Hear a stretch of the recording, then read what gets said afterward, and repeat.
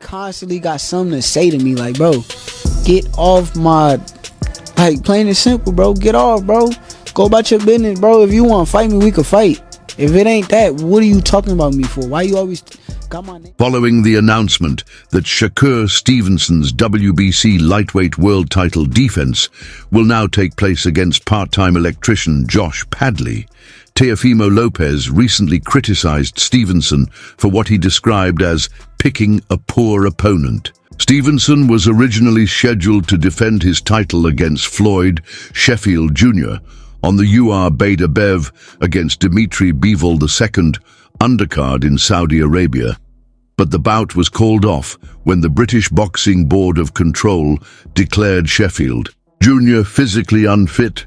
Like, oh, I think I could beat him because he got out the ring and said I was the greatest fighter he got in the ring with. That was his exact words. He DM'd me, said, bro, you better than everybody I ever seen, this, that, and the third. So he remembered, like, Lopez was unreserved in his criticism, attacking Stevenson for what he perceives to be a premeditated attempt to protect his title without taking any chances. Lopez, this guy is constantly searching for the simple solution, allegedly stated, but some fans view this fight as an emergency and don't think Shakur is picking an easy opponent, which makes sense considering that the fight day is only a few hours away. Another easy fight. The problem with him is he's too delusional to go in the gym and fix his mistakes. So Josh Padley, a former Central Area champion, has never faced an opponent close to Shakur Stevenson's level. However, after his September victory over Mark Chamberlain at Wembley Stadium, Padley was surprisingly ranked numbered 12 by the WBC despite his limited experience at the elite level. WBC President Mauricio Sulaiman confirmed that Padley is eligible to fight for the lightweight world title, setting the stage for an unexpected opportunity. Teofimo Lopez, never one to hold back his opinions, criticized Stevenson's choice of opponent for his title defense. This guy talks a big game, but when it's time to show up, he's all about cherry-picking, Lopez said. Who's this Padley guy? Some weekend warrior with a tool belt? The fans aren't dumb, they know this is a joke. The situation took an even stranger turn when Floyd Schofield Jr.'s father, Floyd Schofield Sr., made shocking claims that his son had been poisoned before his fight was cancelled. Schofield Sr. insisted that his son would recover, but alleged that someone had attempted to harm him, though he later clarified that he did not blame Stevenson's team. The bizarre accusation only added more controversy to the already chaotic situation. Lopez wasn't buying any excuses. Poisoned or not, he dismissed the entire ordeal, stating that Schofield Jr. was the real challenger for Stevenson. Meanwhile, boxing analyst Pez claimed that Stevenson was now hiding behind his last-minute replacement, Padley, who doesn't stand a chance. Despite the skepticism surrounding his sudden rise, Padley's story has all the makings of a boxing Cinderella tale. His journey is far from conventional. He works part-time as an electrician and has never fought on such a grand stage. Yet, he remains determined to seize this opportunity.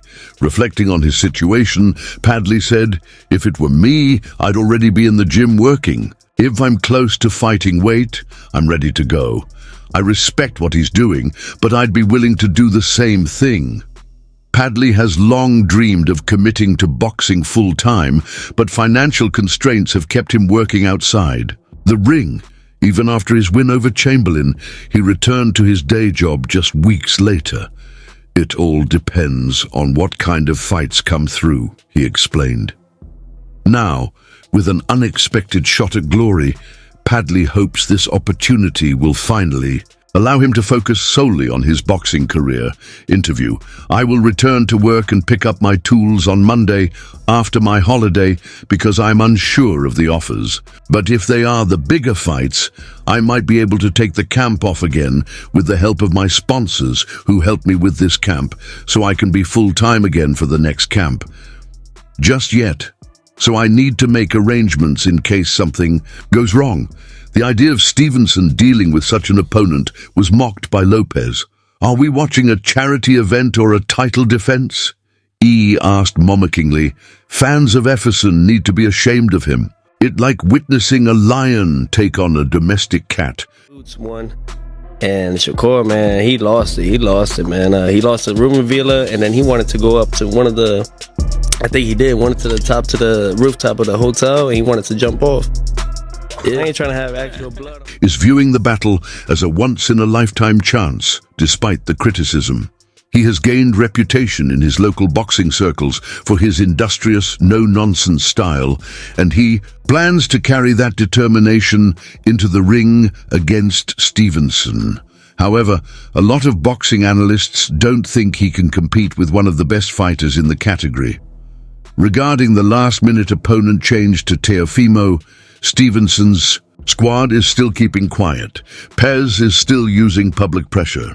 While Shakur is pretending as though he is in a sparring session, I am out here taking on the greatest in the world and posing genuine dangers.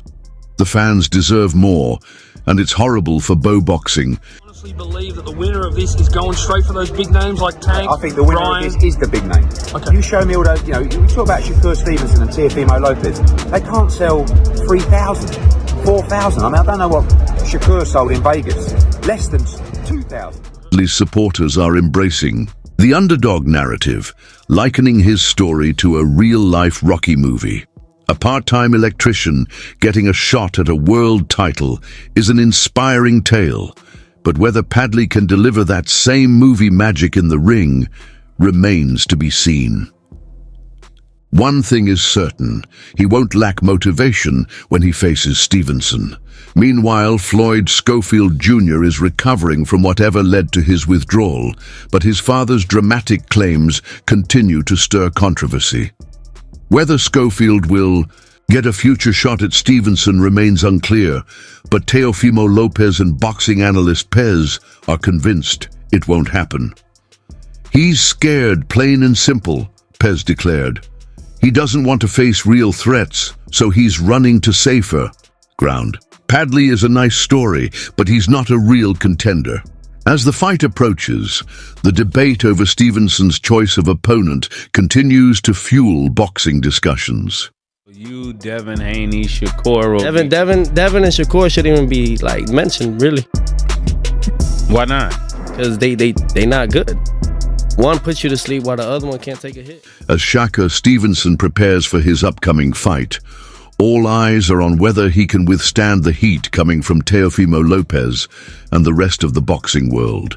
Lopez's criticism may sting, but Stevenson's response will ultimately be settled in the ring. For Josh Padley, this is a chance to shock the world. For Stevenson, it's an opportunity to prove that his title reign is anything but weak, despite what Lopez says.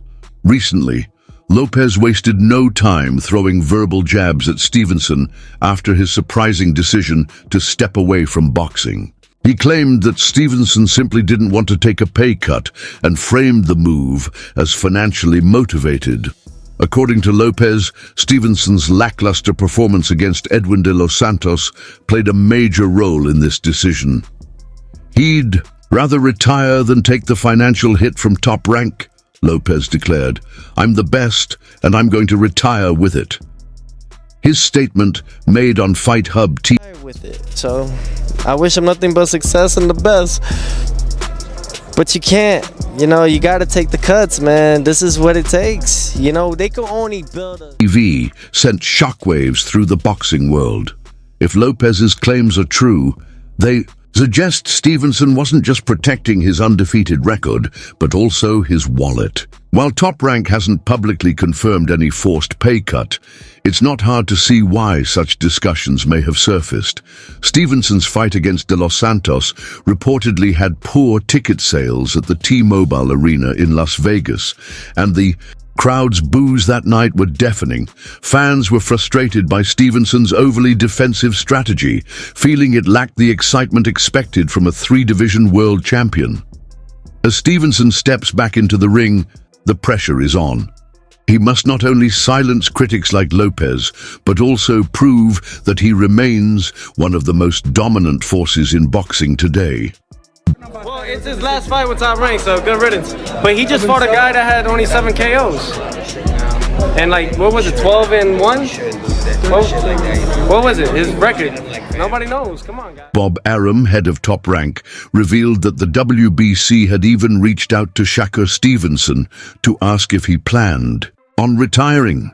Arum explained that if Stevenson were to step away, the WBC would strip him of his lightweight title. While Stevenson assured them he wasn't retiring, the conversation itself raised eyebrows. Why would the WBC even ask, unless there were rumblings behind the scenes?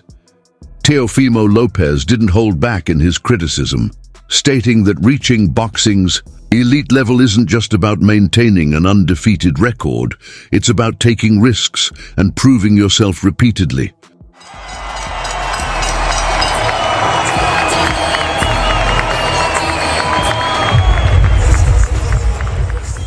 They can only build us up for so long, Lopez said, implying that Stevenson was relying on reputation rather than delivering exciting performances.